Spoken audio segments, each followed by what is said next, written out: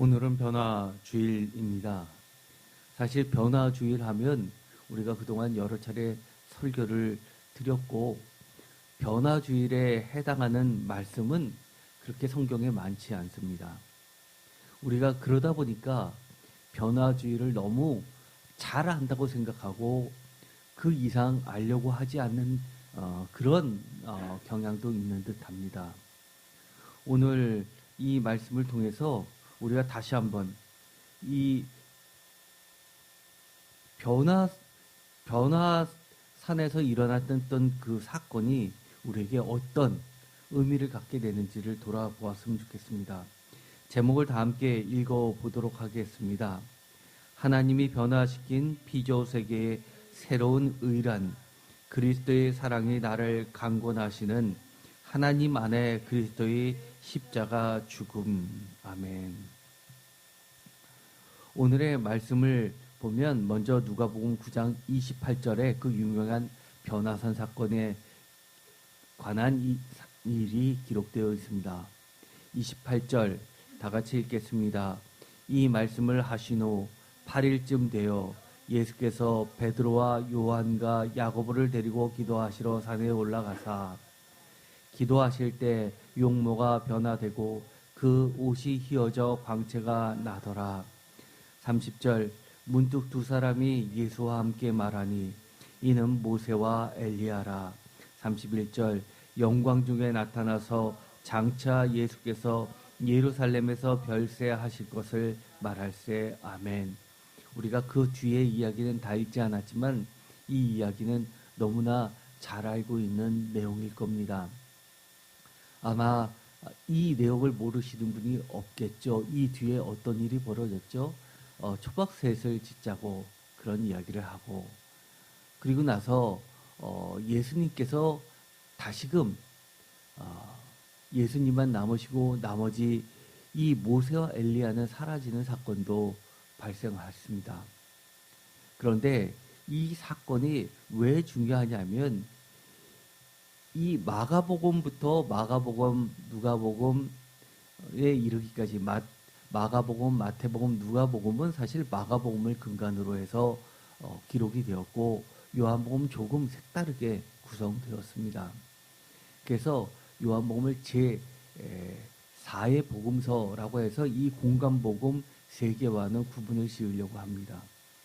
그런데 이 공간복음서에서의 이 사건은 이 변화산 사건 다음부터는 이 십자가에 대한 이야기가 굉장히 집약적으로 나오게 됩니다. 그런데 가장 늦게 기록되어 있다는 공간복음서에서 가장 늦게 기록되어 있다는, 그리고 제3세대 이방인의 기독교인이 썼다는 누가복음에서는 이렇게 시작을 합니다. 8일쯤 되어라고 이야기를 합니다. 사실 이것은 마태복음하고 비교를 해봤을 때 다소 차이가 있게 됩니다. 마태복음 17장도 한번 읽어보도록 하겠습니다. 마태복음 17장 1절입니다. 엿새 후에 예수께서 베드로와 야고보와 그 형제 요한을 데리시고 따로 높은 산에 올라가셨더니 그들 앞에서 변형되사 그 얼굴이 해같이 빛나며 옷이 빛과 같이 휘어졌더라. 그때 모세와 엘리야가 예수와 더불어 말하는 것이 그들에게 보이고는 그 다음 구절은 여러분들도 기억하실 겁니다. 아주 중요한 구문이 나오죠. 하늘에서부터 소리가 들립니다. 이는 내 기뻐하는 아들이다 라는 아주 중요한 이 시편에 있었던 내용이 반복되면서 이것이 기록되어 있습니다. 그런데 이 두 본문을 보면 차이점을 보게 되죠. 이 누가복음에서는 8일쯤 되어 있고 마태복음에서는 엿새 후에라고 되어 있습니다. 사실 이거는 그렇게 큰 의미를 부여하지 않는 것 같지만 사실은 이 누가복음에서 8일쯤이라고 하는 것은 완전수 7일, 즉 안식일 그 다음 날을 상정하는 듯합니다. 이 안식일 다음 날이 어떤 날입니까?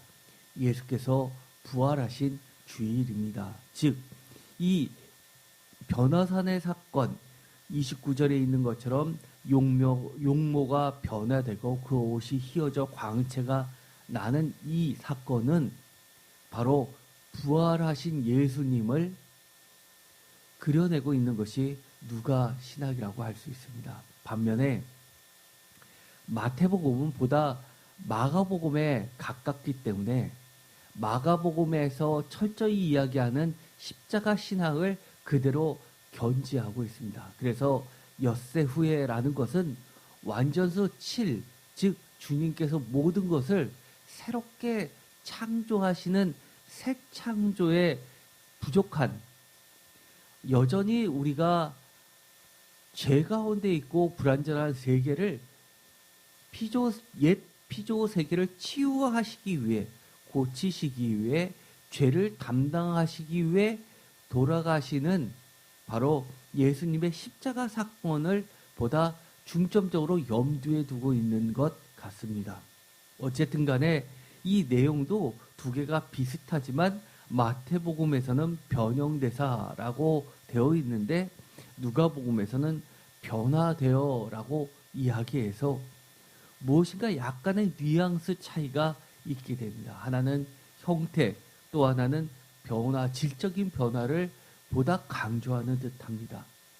어쨌든 두 가지의 공통점은 그 옷이 휘어져 광채가 나더라라고 누가복음에 기록되어 있는 것은 마태복음대로 이야기하면 그 얼굴이 해같이 빛나며 옷이 빛과 같이 휘어졌더라라고 하면서 마치 마태복음에서는 요한복음에서 이야기하는 것처럼 해가 없어지고 오직 하나님과 예수 그리스도께서 친히 그 빛이 되시는 그 사건을 상정하는 것 같습니다. 또 공통점이라고 할 것은 모두 모세와 엘리야가 등장합니다.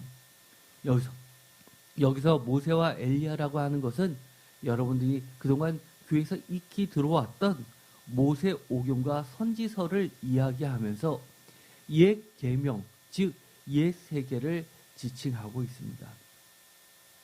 그 이후에 벌어진 것은 이 모세와 엘리야는 사라지고 예수만 남는 사건이 기록되어 있습니다.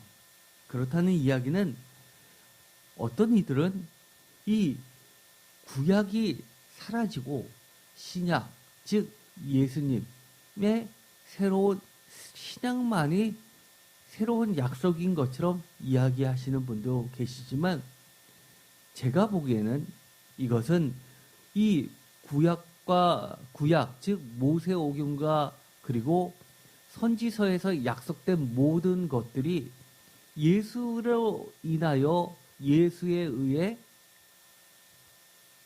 모든 것이 취합되고 성취되는 것을 이야기한다고 보는 것이 보다 바람직합니다. 마태복음에서는 특별히 예수님께서 내가 율법을 폐하러 온 것이 아니라 완성하러 왔다라고 하는 그 말씀에도 보다 방점이 놓여 있기 때문입니다.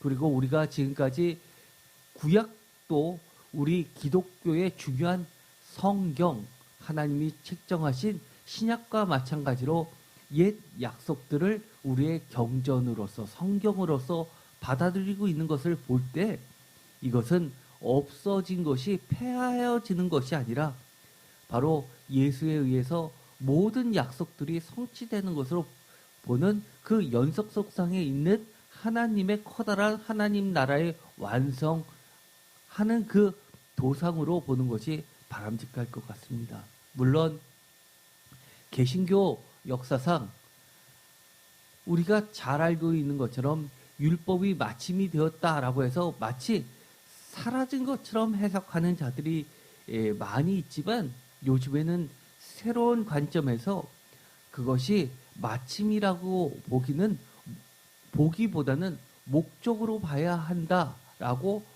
텔로스, 즉 종점 개념으로 보는 것이 보다 적합하다라는 이 목소리가 점점 커지고 있는 것이 사실입니다. 어쨌든 간에 우리는 이 변화산 사건을 통해서 이것으로 맞춰서는 안 됩니다. 이 변화산 사건은 특별히 많은 학자들이 중론을 이룬 것처럼 예수 그리스도의 십자가와 부활 사건을 경험한 이후에 이 변화사 사건은 온전히 해석되어지고 제자들에 의해서 이 변화산 사건은 예수 그리스도의 영광된 주로 그리스도와 주가 되시는 것을 드러낸 가장 대표적인 본문으로 보고 있습니다. 또 한 가지 견해가 있습니다. 바울 서신에 가면 이것이 변화사 사건을 언급하는 것은 없지만 새로운 말로서 새롭게 소개되고 있습니다. 즉 사도 바울이 끊임없이 이야기하고 있는 것은 믿는 자들의, 예수 안에서 자는 자들의 죽음 이후에 펼쳐질 변화된 몸의 형태로 영원한 몸, 새로운 몸의 부활로서 발전되게 됩니다. 저도 그것에 대해서 상당히 동의하는 편입니다. 이 변화산 사건은 단순히 예수 그리스도의 부활 승천하신 영광된 주님의 모습을 그려낼 뿐만 아니라 이 사건은 우리가 변화주의를 맞이해서 사도 바울처럼 예수님의 변화된 모습이 우리도 새롭게 변화될 모습을 꿈꾸며 그렇게 사는 새로운 새 피조물로서의 의미가 매우 중요하다고 봅니다. 오늘의 말씀의 본문을 보면 그 의미가 분명해집니다. 고린도후서 5장 13절에 보면 사도 바울이 고린도 교회 성도들에게 자신을 변호하면서 했던 이야기 가운데 나오는 것이 있습니다. 어떻게 보면 이 구절은 정말 고린도후서에 보면 많은 사도 바울의 신앙, 즉 바울 신학이라고 하는 것에 진수들이 나와 있는데 그 시그니처 같은 여러 가지 한계로 말할 수 없는 여러 가지 정말 주옥 같은 성경 말씀, 우리 기독교의 그 신앙을 형성하는 뼈대와 같은 말씀들이 들어가 있습니다. 13절 우리가 만일 미쳤어도 하나님을 위한 것이요 정신이 온전하여도 너희를 위한 것이니 14절 다 같이 읽겠습니다. 그리스도의 사랑이 우리를 강권하시는도다. 우리가 생각하건대 한 사람이 모든 사람을 대신하여 죽었은즉 모든 사람이 죽은 것이라. 이 그리스도의 사랑이 우리를 강권하시는도다 라고 하는 것을 표준세 번역은 이렇게 번역하고 있습니다. 그리스도의 사랑이 우리를 휘어잡습니다. 제가 공동 번역으로도 번역되어 있는 것을 주보에다 실어 놓았습니다. 이 공동 번역에서는 이 말씀을 이렇게 이야기하고 있습니다. 그것은 그리스도의 사랑이 우리를 그토록 강요하고 있기 때문입니다. 사뭇 의역을 했습니다. 무엇을 강요한다는 것일까요? 좀 더 읽어보면 그 내용이 확실해집니다. 이 그리스도의 사랑, 이것은 그리스도의 십자가 사건을 이야기하면서 그 십자가 사건은 한 사람이 모든 사람을 대신하여 죽었다라는 대속의 십자가 개념을 분명히 하고 있습니다. 그런데 그 대속의 십자가 사건은 죽음에서 끝나지 않습니다. 15절 다 같이 읽겠습니다. 그가 모든 사람을 대신하여 죽으심은 다 같이 읽겠습니다. 살아있는 자들로 하여금 다시는 그들 자신을 위하여 살지 않고 오직 그들을 대신하여 죽었다가 다시 살아나신 이를 위하여 살게 하려 하심이라. 아멘. 정말 이것은 사도 바울 서신에만 나와 있는 이야기 아닙니까? 대속적 죽음, 이것은 복음서에도 많이 나와 있습니다. 그런데 어떻게 보면 이 대속적 죽음은 이 마가복음의 주제이기도 합니다. 사도 바울은 이 십자가 사건을 어떻게 받아들였냐면 예수 그리스도께서 주와 그리스도가 되신 그 사건은 우리로 하여금 다시는 내 자신을 위하여 인생을 사는 것이 아니라 내 과거의 나는 모두 죽었고 이제는 다시 살아나신 이 예수 그리스도를 위하여 살게 하려는 사건이라고 명확하게 하고 있습니다. 이것이 바로 변화된 예수 그리스도의 모습을 본 제자들의 참된 고백이 되어야 하는 것입니다. 이것은 그리스도의 사랑이 강권하는 것을 경험한 사람만이 고백할 수 있는 겁니다. 단순히 고마워요 라고 하는 정도에서 그치는 것이 아니라 그리스도의 사랑이 우리 인생 통째를 휘어잡을 때만이 우리가 할 수 있는 고백이고 결단인 겁니다. 우리가 예수 그리스도의 사랑이 정말 은혜다라고 말은 하지만 여전히 우리의 삶은 내 자신을 위한 여러 가지 꿈과 목적들을 앞에 놓고 산다면 그것은 그리스도의 사랑이 아직은 우리를 휘어잡고 있지 못하다는 증거입니다. 예를 들어 볼까요? 우리가 특히 청년 때는 온갖 꿈이 생겨납니다. 어릴 때는 하루가 달라져도 꿈이 달라집니다. 경찰관을 보면 경찰이 되고 싶고, 또 선생님이 좋으면 선생님이 되고 싶고, TV에서 사람을 살리는 의사를 보면 의사가 되고 싶고, 또 이 재판하는 이 사법부의 재판장의 그 복장을 보면 재판관이 되고 싶고, 이런 여러 가지 수많은 꿈들이 왔다 갔다 하다가 청년 때가 되면 보다 구체적으로 하나로 또는 몇 가지로 좁혀지고 그것을 위해서 준비하는 시간이 되게 됩니다. 그래서 다시 살아나시는 위를 살게 하려 하심이니라 라는 이 구절이 사실 그렇게 별로 와닿지 않는 시점이 바로 청년의 때이기도 합니다. 오해하는 대표적인 이야기가, 이 이야기를 들으면 그럼 모두 목사님이 되라는 뜻인가? 선교사님이 되라는 뜻인가? 라고 그렇게 반문하시는 분들이 많이 있습니다. 그러나 저는 그렇다고 보지 않습니다. 제가 청년 때 주님을 만나고 나서 정말 공부를 열심히 하고 싶었고 전공에 매달렸던 것도 주님을 기쁘시게 해드리기 위하였고, 주님의 일을 감당하기 위해서 제 꿈이 생겨났습니다. 제가 열심히 전공 공부를 하고 좋은 성적을 거둬서 그 당시에 한창 증권붐이 일어났고 벤처붐이 일어났을 때 저의 선배들과 우리 동기들이 모였었던 이 과의 99%가 금융권으로 갈 때, 그 당시에 일반 대기업보다 두세 배 많은 연봉을 받을 때 저는 제 전공을 살려서 여전히 급여는 낮지만 그래도 그 하나님을 향한 꿈과 비전을 가지고 종합상사를 들어간 적이 있었습니다.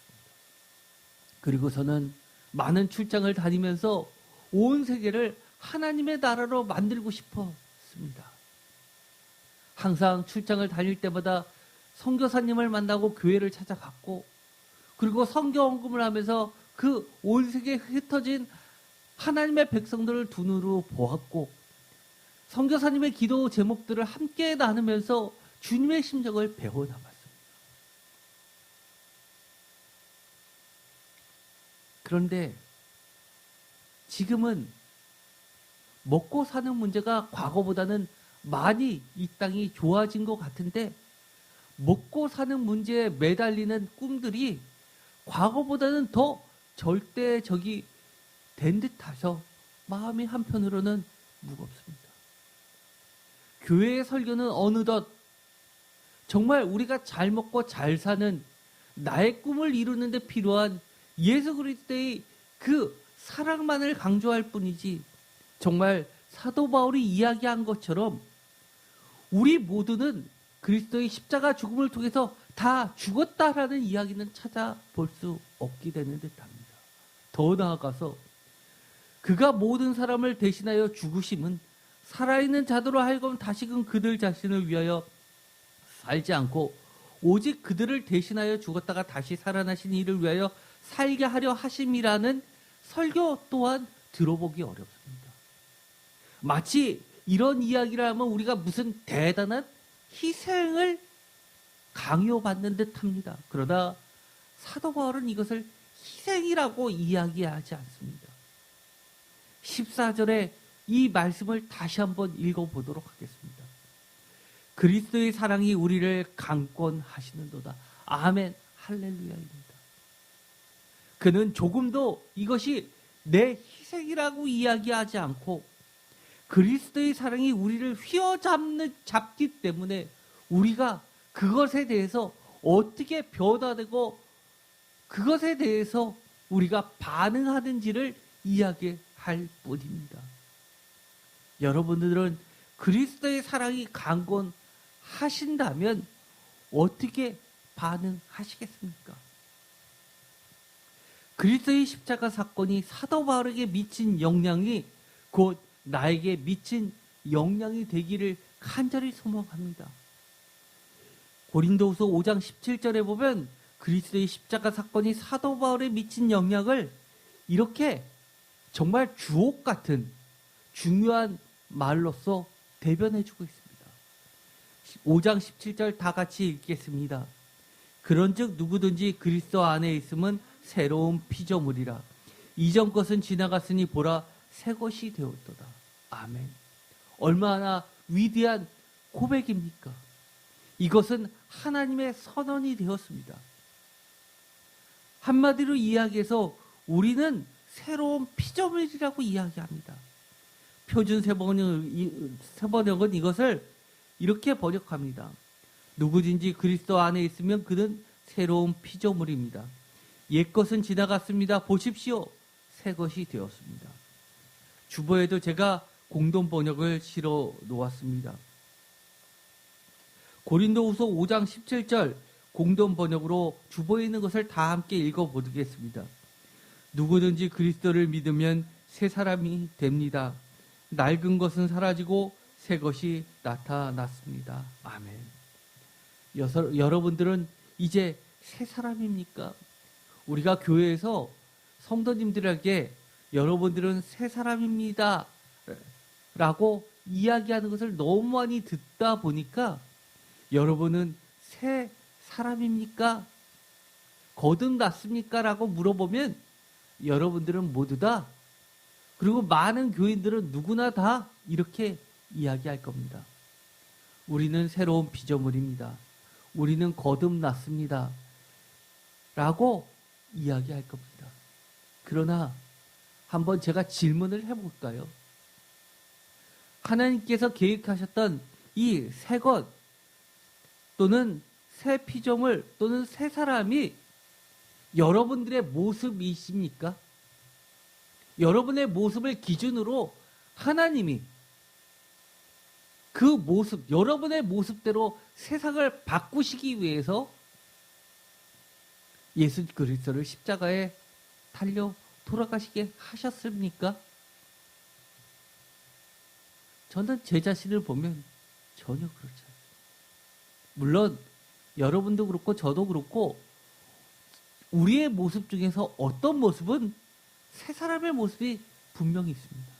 그러나 아직도 더 많은 모습은 아직도 없어질 이미 지나갔어야 될 옛 모습이 그대로 남아 있습니다. 그렇다는 이야기는 우리가 어느 정도는 예수 그리스도 안에 발을 들여놓고 있지만 많은 부분은 아직도 예수 그리스도 밖에서 주로 생활한다는 것을 반증하고 있는 겁니다. 그런데 사도 바울은 이렇게 이야기합니다. 보라, 새 것이 되었도다 라고 놀라운 선언을 합니다. 우리가 이 바울 서신을 쭉 읽다 보면 정말 사도 바울은 새 사람이 된 것이 확실합니다. 새로운 피조물이 확실합니다. 그리스도 예수 안에 있는 것이 너무나 분명해 보입니다. 저는요, 제가 평신도로서 성도가 되어 교회를 섬길 때 담임 목사님이 만약에 사도 바울이라고 했다면 제가 그 교회를 계속해서 다닐 수 있을까를 생각해 본 적이 굉장히 많이 있어요. 제가 전에도 아마 이런 이야기를 했을 겁니다. 여러분이 만약에 사도 바울이 여러분의 담임 목사라면 여러분이 신앙생활을 잘할 것 같습니까? 라고 물어본 적이 있습니다. 대부분의 사람은 너무나 피곤해서 교회 떠날 겁니다. 조금이라도 어긋나면 정말 불같이 잘못됐다고 용납하지 않습니다. 심지어 그 기둥 같은 야고보와 수제자 베드로도 대놓고 싸울 정도입니다. 그런데 우리가 지난 수요일에도 그런 것을 보았습니다. 내가 세 번째 여러분을 방문했을 때 하나님이 예수님이 나에게 주신 권위를 가지고 사도로서 너희들에게 심하게 하지 않기를 바란다고 그래서 미리 편지를 쓴다고까지 이야기합니다. 가만두지 않겠다고까지 이야기합니다. 아마 뼈도 못 차릴 겁니다. 어떤 사람들은요, 욕을 해댈 겁니다. 어떻게 목사님이 저렇게 비인격적으로 무시할 수 있냐라고 하면서 대들 겁니다.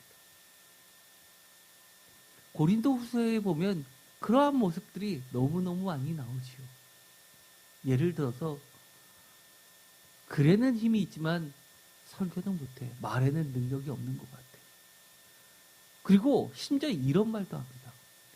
옷 입은 것 같고도 트집을 잡습니다.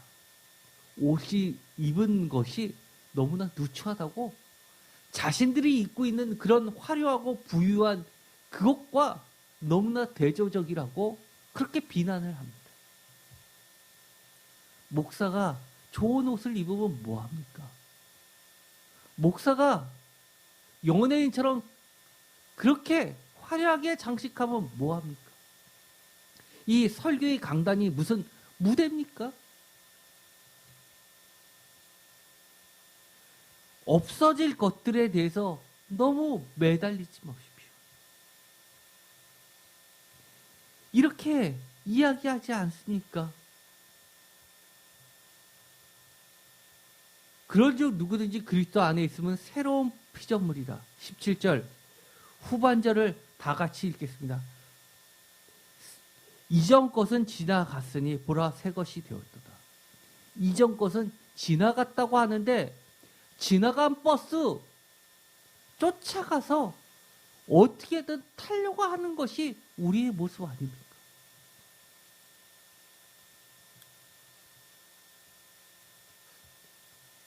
우리가 아까 처음에 시작할 때 변화산 사건을 공간복음에서 읽었습니다. 변화산 사건을 경험한 제자들의 모습도 나오게 됩니다. 우리들이 착각하기 쉬운 건 그렇습니다. 여러분도 그렇고 저도 그렇고 이런 이야기 많이 하죠. 예수님을 만나면 달라집니다. 진짜 예수님을 못 만나서 그렇지 예수님을 만나면 우리는 변화된다고 이렇게 이야기합니다. 아마 많은 교회에서 그렇게 이야기합니다. 그래서 예수님을 진짜로 만나야 된다고 그렇게 이야기를 많이 합니다.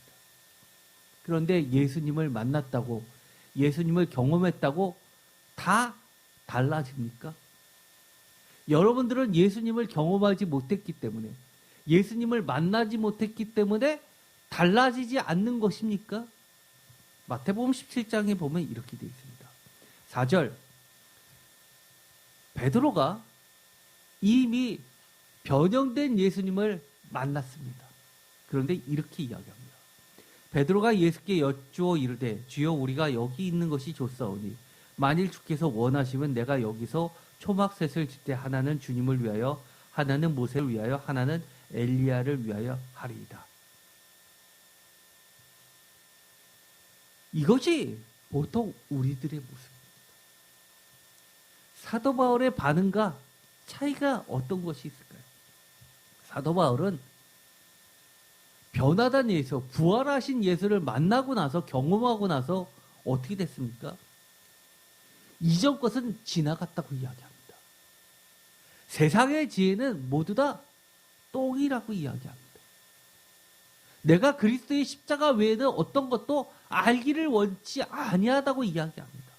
보라, 새 것이 되었다고 이야기합니다. 그런데 똑같이 변형된 예수님, 이 공간복음서에서 이 변화 사건은 부활하신 예수님을 미리 맛본 사건이라고 이야기하는데, 여전히 여기 초막셋을 짓되 하나는 주님을 위하여, 하나는 모세를 위하여, 하나는 엘리야를 위하여라고 하면서 과거의 옛 계명에 머물러 있습니다. 그런데 주님은, 하나님께서는 이렇게 이야기하십니다. 이는 내 사랑하는 아들이여 내 기뻐하는 자라라고 하면서 호련히 빛난 구름, 구름은 하나님의 수레라고 이야기했습니다. 솔로몬의 성전이 지어지고 구름이 빽빽히 들어섰습니다. 모세가 시내산에서 십계명을 받을 때도 구름이 빽빽했습니다. 그런데 구름 속에서 소리가 나서 했던 말 다음에 이런 말도 하십니다. 너희는 그의 말을 들으라. 이제는 주님의 말씀이 모세가 했던 말, 엘리야, 모든 선지자들이 했던 말을 예수 그리스도의 말씀으로 새롭게 바꾸고 있는 겁니다. 이것을 우리가 사도 바울의 이야기로 하면 이렇게 이야기합니다. 성령으로 이 모든 말씀을, 성경을 새롭게 읽어가는 겁니다. 예수 그리스도의 영, 성령으로서 구약의 모든 말씀을 해석하는 겁니다. 그래서 모세는 똑같이 예수님처럼 얼굴에 빛이 났지만 수건으로 가리워졌다라고 사도 바울은 이야기합니다. 이제는 그 수건을 벗고 그리스도의 영으로 하나님의 말씀을 새롭게 읽어나가야 된다고 이야기합니다. 6절에 보면 제자들이 듣고 엎드려 심히 두려워하니 라고 이야기합니다. 이것이 제자들, 특히 부활하신 예수님을 미리 맛본 경험한 제자들의 반응입니다. 여기서 멈춥니다. 그들이 진정 변화된 건 부활 주일이 지나서 성령님이 오시고 나서 그들이 변화되기 시작합니다.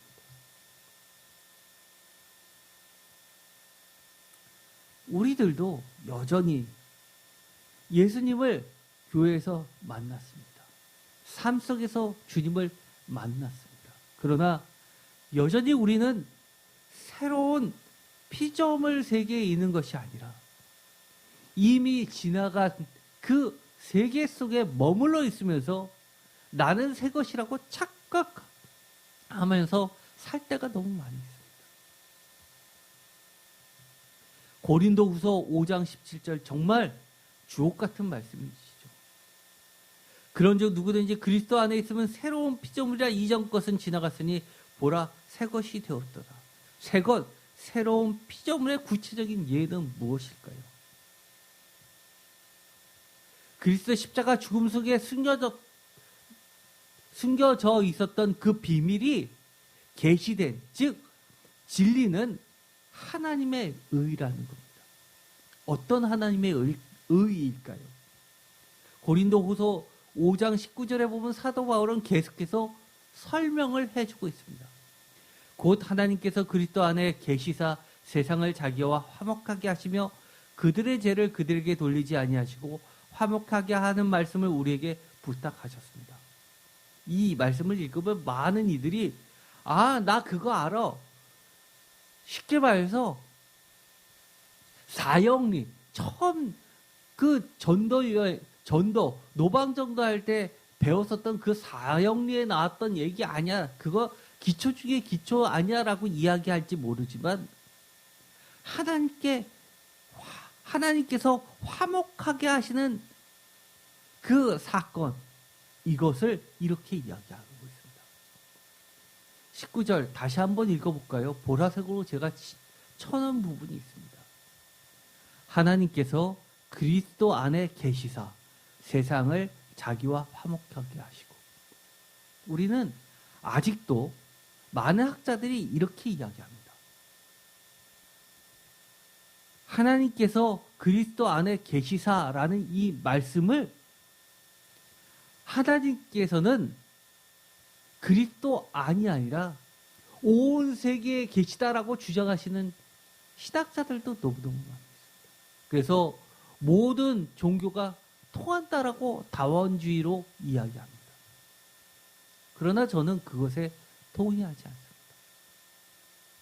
하나님의 의는 우리의 생각하고 틀려서 우리는 논리적으로는 하나님은 하나님, 그리스도는 그리스도 별개의 것이 아니라 하나님께서는 그리스도 안에 계신 하나님의 의를 세우셨습니다. 그래서 어떤 사람들은 왜 기독교를 그렇게 배타적으로 믿느냐라고 이야기할지 모르지만 기독교는 배타적이 될 수밖에 없습니다. 왜냐하면 그리스도 안에 계신 하나님만이 진리이고 나머지는 진리가 아니기 때문에 진리와 거짓은 하나가 될 수 없기 때문입니다. 그래서 배타적일 수밖에 없습니다. 하나님께서는 그리스도 안에 계시사 세상을 비로소 자기와 화목하게 하셨다라는 것이 복음입니다. 그렇기 때문에 그리스도 안에 계신 하나님을 믿을 때 하나님의 의에 의해서 우리는 우리의 죄를 하나님께서 우리 몫으로 돌리지 아니하시고 화목하게 하시고 또 우리에게는 의인이라 칭하셔서 화목하게 하시는 말씀을 우리에게 부탁까지 하시는 겁니다.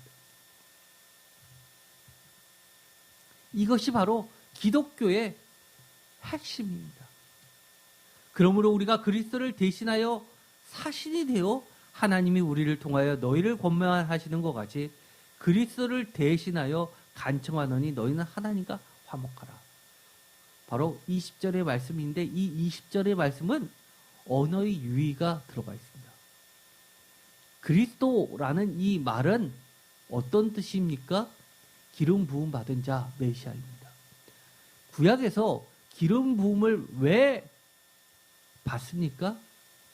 제사장이 되어 또 왕이 되어 또 선지자가 되기 위해서 하나님께서 기름을 부어주시는 겁니다. 그렇다는 이야기는 그리스도를 대신하여 우리도 사신이 된다는 이야기는 그리스도를 대신하여 성령, 그리스도의 영으로 하나님께서 우리에게 기름 부어 주셨다라고 사도 바울은 이야기합니다. 그리스도 예수를 하나님께서 그리스도와 주가 되게 하신 것처럼 그리스도께서 우리에게 기름 부어 주셔서 그리스도를 대신하여서 하나님과 화목하게 하는 그 직분을 맡겨주셨다고 이야기합니다. 변화산에서 변형된 또는 변화된 예수 그리스도를 제자들이 만났지만 경험했지만 제자들은 아직 그때에는 변화되지 못했는데 사도 바울은 변화되었습니다.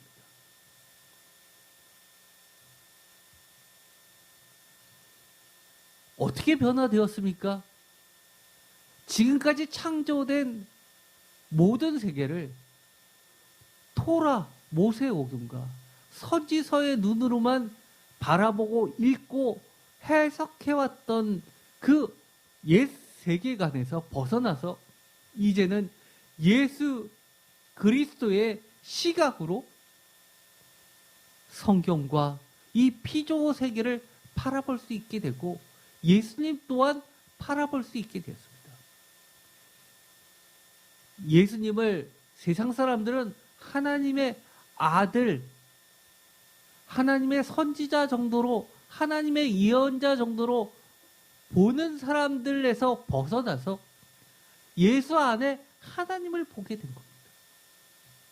그런데 예수 안에 있었던 그 하나님은 단순히 하나님이 함께 하시다가 아니라 그 안에 세워놓는 대원칙, 하나님의 의라는 겁니다. 그리스도를 통해서 온 피조세계를 바꾸는 대혁신이라는 겁니다. 새 창조라는 겁니다. 하나님이 죄를 알지도 못하신 이를 우리를 대신하여 죄로 삼으신 것은 우리로 하여금 그 안에서 뭐가 되게요? 하나님의 의가 되게 하려 하십니다. 표준 세번역으로도 읽어보겠습니다. 하나님께서는 죄를 모르시는 분에게 우리 대신에 죄를 씌우셨습니다. 그것은 우리가 그리스도 안에서 하나님의 의가 되게 하려 하십니다. 우리는 지금까지 21절을 읽으면서 우리는 속죄함 받았다는 것으로만 그치면서 읽는 사람들이 많이 있습니다. 우리가 죄를 속죄함 받는 것이 그게 하나님의 의에 답니까? 이제는 사도 바울처럼 우리가 새롭게 새것이 되어서 이 21절을 다시 읽어봤으면 좋겠습니다. 우리도 이제는 뭐가 된다는 겁니까? 하나님의 의가 된다는 겁니다. 하나님의 의는 뭐죠? 그리스도 예수 안에 있는 하나님께서 세상과 하나님과 화목해 하시는 것이 하나님의 의입니다.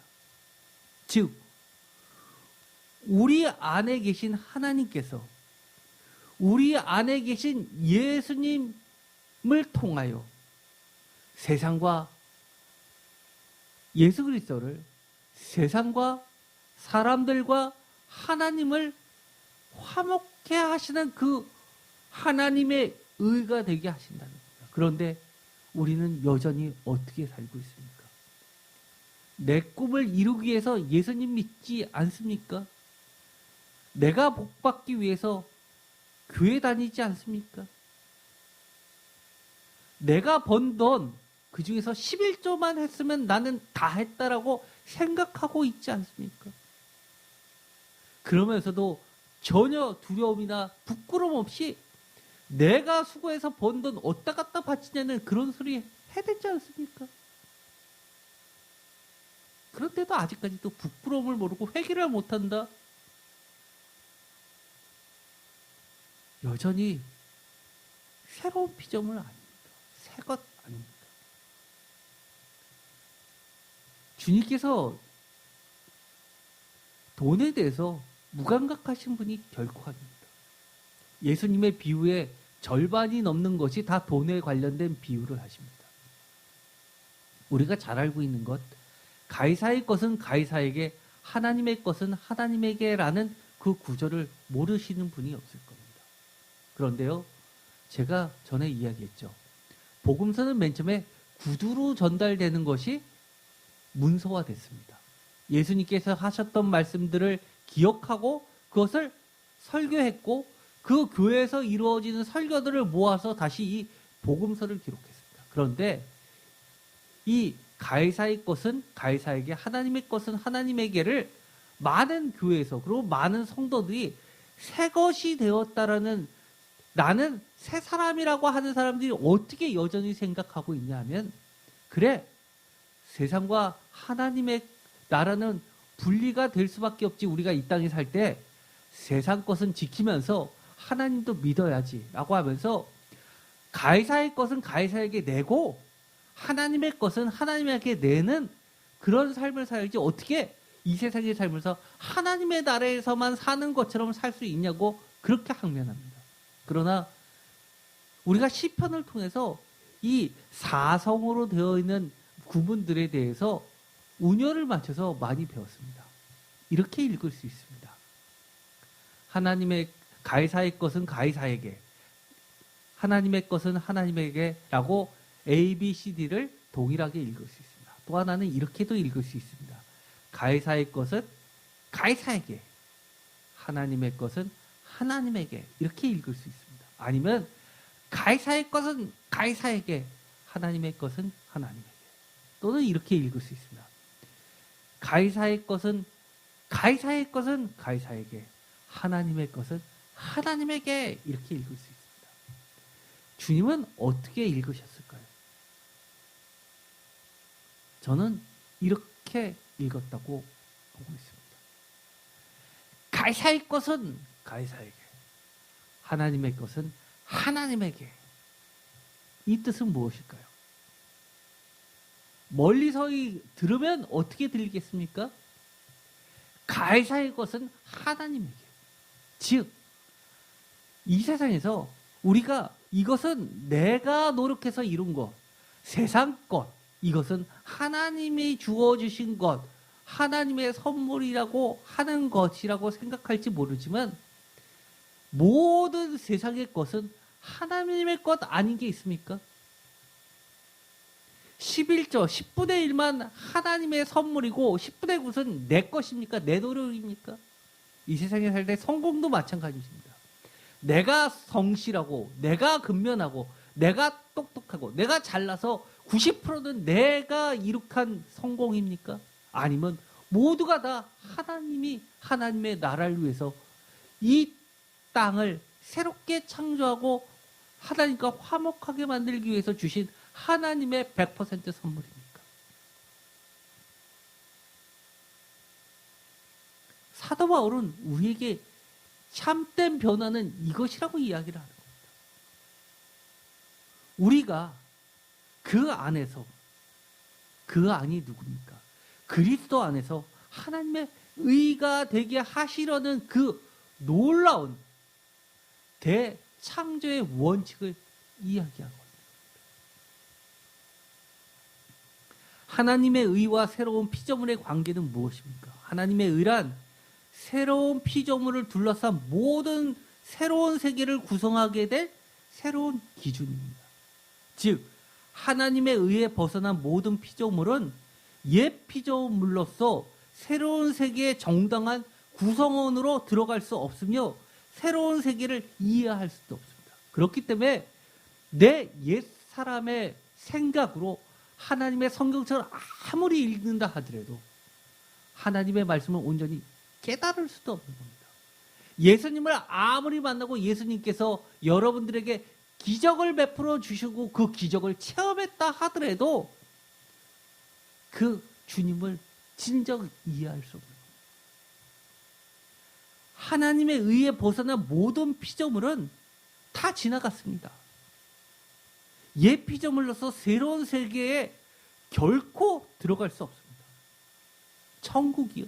천국은 옛 세계가 아니라 하나님 나라는 새로운 세계입니다. 지금까지 우리가 보던 세계와 전혀 다른 세계입니다. 저도 이 천국에 대해서 다 알지 못합니다. 새로운 몸도 마찬가지입니다.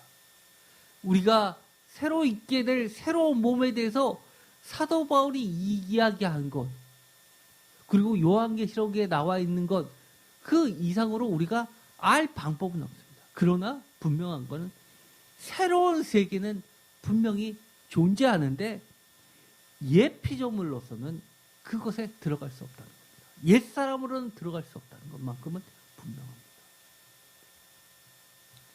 하나님의 의가 주관하는 새로운 세계에 나는 여전히 나의 의를 기준으로 살려고 고집하진 않습니까? 내가 기도했더니, 내가 예배에 참석했더니, 내가 헌금했더니, 내가 뭐를 했더니 여전히 내가 기준이 되고 있지 않습니까? 하나님께서 나를 그렇게 변화시키고 하나님께서 나를 이끌어 주시고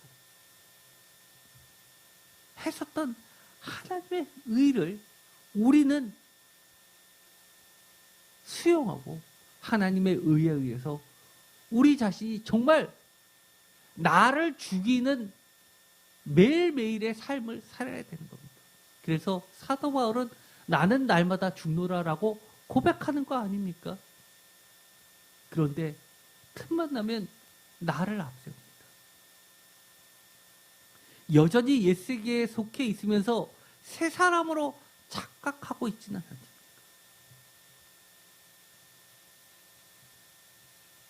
고린도후서 5장 19절 다시 한번 읽어볼까요?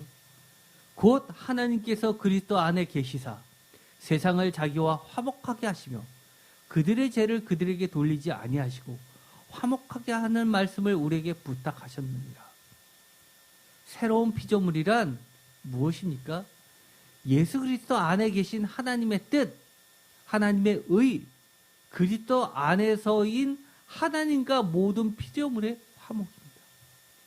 진정 새 것을 사모한다면, 정말 새로운 모습으로 변화되기를 원한다면 만물을 새롭게 하시는 예수 그리스도 안에 계신 하나님의 의의 새 사람으로 변화되기를 축복합니다. 그것이 우리가 변화산에서 주님을 만나는 것이고, 주님께서 특별히 여러 사람들 중에서 최측근 제자들만 따라 불러서 변화산으로 불러주시는 하나님의 은혜입니다. 오늘 여기 계신 세인교회 모든 성도님들은 예수님께서 여러분을 변화산으로 초청해 주셨다는 것을 잊지 마시고, 변화산에서 변화된 예수님을 보고 정말 새 사람으로 변화되는 정말 놀라운 은혜가 차고도 넘치게 되기를 축원드립니다. 기도하고 마치겠습니다. 하나님, 우리가 아직도 옛 피조 세계, 이미 지나간 세계에 머물기를 원한다면 예수 십자가 안에 모두 죽여주시옵소서. 모두 죽고 예수 그리스도께서 다시 하나님의 은혜로 살아나신 것처럼 예수 그리스도 안에 있는 하나님의 의가 우리의 기준이 되게 하시고, 우리도 새 사람이 되어서 새 창조된 세계에 하나님과 세상을 화목케 하는 그리스도의 사도로서의 직분을 감당하는 새로운 존재들이 모두 되게 하여 주시옵소서. 예수 그리스도의 이름으로 기도드립니다. 아멘.